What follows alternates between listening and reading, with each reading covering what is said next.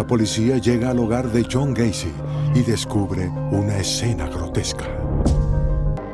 Los asesinos en serie lucen como cualquiera de nosotros. Esa era de su cama. Su intención, dirigir sus oraciones a... En las décadas de los 80 y 90, una serie de niñas fue violada y asesinada. Tenían entre 8... Le salían hoyuelos y le brillaban los ojos.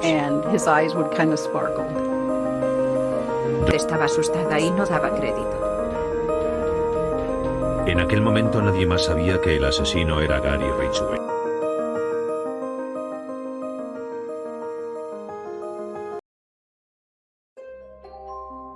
Estimados amigos, sean todos bienvenidos a este canal. Hoy tocaremos otro tema criminal que involucra a un médico británico que cometió múltiples asesinatos de manera despiadada y prolífica. El caso del Dr. Harold Frederick Shipman, el Doctor Muerte.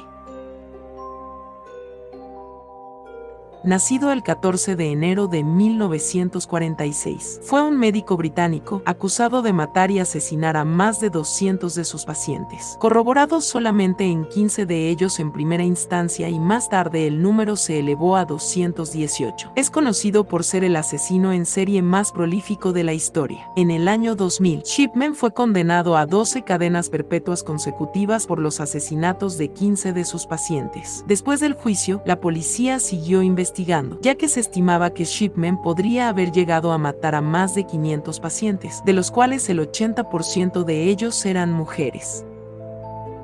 También las edades de las víctimas suponían un enigma para la policía, ya que la persona más joven que Shipman había matado de entre los 15 casos corroborados era Peter Lewis, de 41 años de edad. Finalmente, se cerró la investigación con el número oficial de 218 asesinatos altamente probables. Muchas de las legislaciones británicas sobre medicina y cuidado médico fueron modificadas notablemente como resultado directo e indirecto de los crímenes de Shipman. Es el único médico británico que ha sido declarado culpable de asesinar a sus pacientes, aunque otros médicos han sido absueltos de crímenes similares o condenados por cargos menores. Sus primeros años. Harold Frederick Shipman nació en el condado de Bestwood de Nottingham, Inglaterra. Era el segundo de los 4 hijos de Harold Frederick Shipman, quien trabajaba como conductor de camiones y grúas. No tenía antecedentes en la medicina ni en profesiones relacionadas con la atención médica, y su madre Vera Brittan, de la cual no se cuenta con mucha información de relevancia. Sus padres de clase obrera eran metodistas devotos. Al crecer, Shipman demostró ser un excelente jugador de rugby en las ligas juveniles. Se destacó como corredor y en su último año en la escuela sirvió como vicecapitán del equipo de atletismo. Shipman estaba particularmente unido a su madre, que murió de cáncer de pulmón cuando tenía 17 años. De hecho, la muerte de su madre devino de una manera muy similar a lo que más tarde se convirtió en su propio modus operandi. En la última etapa de su enfermedad, ella recibía la morfina administrada en casa por un médico. Shipman estudió medicina en la Escuela de Medicina de Leeds y se graduó en 1970. Comenzó a trabajar en Pontefract General Infirmary en Pontefract, Yorkshire Oeste, y en 1974 obtuvo su primer puesto como médico general en el Centro Médico Abraham Armored en Tadmeden, al oeste de Yorkshire. Carrera criminal. En marzo de 1998, la doctora Linda Reynolds, que trabajaba en la clínica Brooks Surgery en Ide, justo enfrente de la clínica de Shipman, fue a visitar a John Ballard, el coronel de distrito de South Manchester, preocupada por los altos índices de mortalidad entre los pacientes de Shipman. En particular destacaba el gran número de incineraciones realizadas de expacientes de Shipman, en su mayoría mujeres mayores.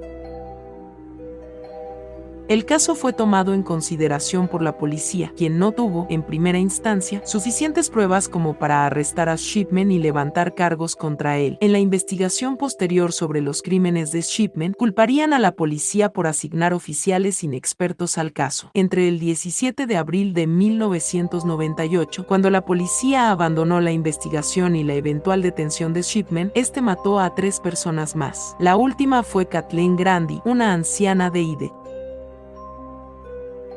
El 24 de junio de 1998 murió en su casa. La última persona en verla con vida había sido el Dr. Shipman, quien luego firmaría su certificado de defunción. La hija de Grandi, la abogada Angela Woodruff, quedó consternada cuando el abogado de su madre, Brian Burgess, le informó que la última voluntad de su madre había sido desheredarla, donando el total de su herencia, 386,000 libras esterlinas, a Charles Shipman. Woodruff denunció el hecho en la policía. El cuerpo de Grandi fue exhumado y examinado y se le encontraron niveles elevados de morfina. Con estas pruebas, Shipman fue finalmente arrestado el 7 de septiembre de 1998. Tras este suceso, la policía comenzó a examinar otras muertes certificadas por Shipman y elaboró una lista de 15 muertes, sujetas a investigación. En los 15 casos, hubo sobredosis de morfina y los certificados de defunción estaban firmados por Shipman. Juicio y condena. El juicio de Shipman, cuyo juez fue Mr. Forbes, comenzó el 5 de octubre de 1999. Shipman fue procesado por las muertes de Mary West, Irene Turner, Lizzie Adams, Jan Lilly, Ivy Lomas, Germaine Ancra, Muriel Grimshaw, Mary King, Kathleen Wagstaff, Diane Pamfret, Naomi Nuttall, Pamela Hillier, Maureen Ward, Winifred Meller, Joan Melia y Kathleen Grandi. El jurado deliberó 6 días y Shipman fue condenado el 31 de enero de 2000. El juez lo condenó a 15 cadenas perpetuas consecutivas y recomendó que nunca fuese liberado. 2 años después, el entonces secretario de gobierno David Blanket aceptó la sentencia, justo meses antes de que el gobierno británico perdiera el poder de fijar las sentencias mínimas de los asesinos.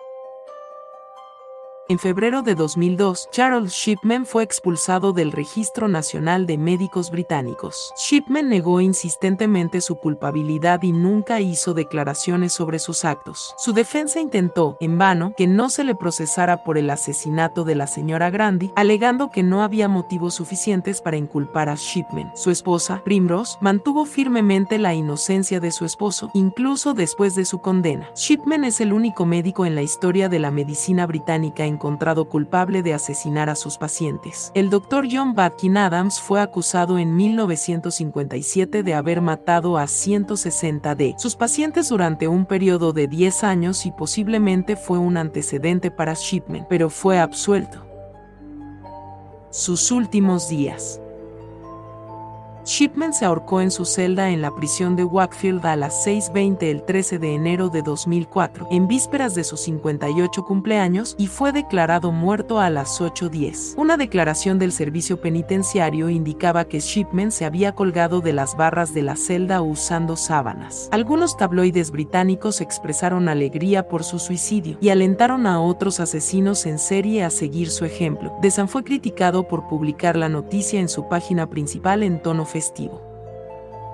El motivo del suicidio de Shipman nunca se aclaró, aunque según informes se le había dicho a su oficial de libertad condicional que estaba considerando suicidarse para asegurar la seguridad financiera de su esposa después de que le despojaron de su pensión del National Health Service. Primrose Shipman recibió una pensión completa, a la que no habría tenido derecho si Shipman hubiera cumplido los 60 años de edad.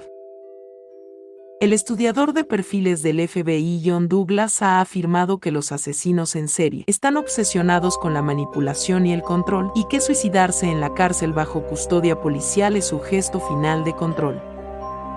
En el sexto y final informe, publicado el 27 de enero de 2005, Smith reveló que creía que Shipman había matado a 3 pacientes y que tenía serias sospechas acerca de 4 muertes más, entre ellas la de una niña de 4 años de edad, al inicio de su carrera médica en el Hospital General de Pontefract, oeste de Yorkshire. Smith concluyó que el número probable de las víctimas de Shipman entre 1971 y 1998 era de 250. En total, 459 personas murieron mientras estaban bajo su cuidado. Es incierto cuántos de estos eran víctimas de Shipman, pues él era a menudo la única persona que certificaba las muertes. La investigación sobre Shipman también incluyó cambios en la estructura del Consejo Médico General. 6 médicos que habían firmado cremaciones de víctimas de Shipman fueron acusados de mala práctica por el Consejo Médico General, que declaró que ellos debían haber notado el patrón de visitas que Shipman efectuaba con sus pacientes antes de que estos murieran. Finalmente, los médicos fueron absueltos de culpa y cargo. La viuda de Shipman, Primrose Shipman, fue citada para dar testimonio acerca de 2 de las muertes durante la investigación. Mantuvo su inocencia y también la inocencia de su esposo. En octubre de 2005, una audiencia similar fue llevada a cabo contra 2 médicos que trabajaron en el Hospital General de Tameside en 1994 y que no detectaron que Shipman administraba dosis brutales de morfina a sus pacientes. En 2005 se divulgó que Shipman pudo haber robado joyas de sus víctimas por un valor de 10,000 libras esterlinas, que habían sido encontradas en su garaje en 1998. La policía escribió a las familias de las víctimas de Shipman para que las identificaran. Los artículos no identificados se entregaron en mayo. En agosto, la investigación terminó devolviendo 66 piezas a Primrose Shipman, mientras que el resto, 33 piezas que ella confirmó que no eran suyas, fueron subastadas. Los ingresos de la subasta fueron donados a la Fundación de Apoyo a las Víctimas de Tameside. La única pieza que fue identificada como patrimonio de una de las familias afectadas fue un anillo, que fue identificado a través de pruebas fotográficas. Un jardín en memoria a las víctimas de Shipman, llamado el Jardín de la Tranquilidad, fue abierto en Hyde Park el 30 de julio de 2005. A principios de 2009, las familias de las víctimas de Shipman seguían buscando una indemnización por la pérdida de sus familiares. En septiembre de 2009 se anunció que las cartas escritas por Shipman durante su condena de prisión iban a ser subastadas, pero tras las denuncias de los familiares de las víctimas y los medios de comunicación, las cartas fueron retiradas de la venta.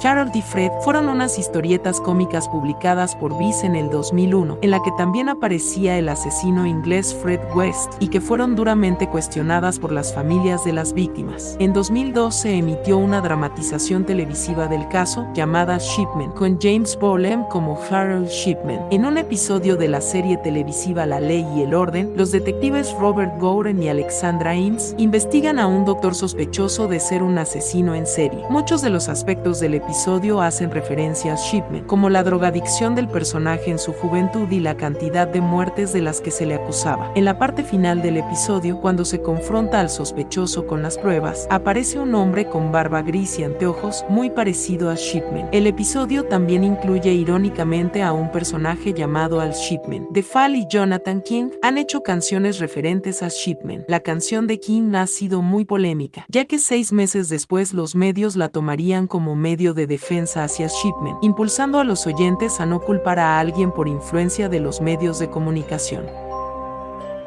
Así, estimados amigos, terminamos esta historia criminal, esperando que haya sido de su agrado. Siempre con el respeto que el caso amerita, nos despedimos para encontrarnos en otra historia de crimen, no sin antes invitarlos a que se suscriban para seguir generando contenido y así seguir creciendo como canal y llegar a formar una gran comunidad. Sin más que decir, nos despedimos, hasta vernos en una próxima ocasión. Que tengan un excelente día.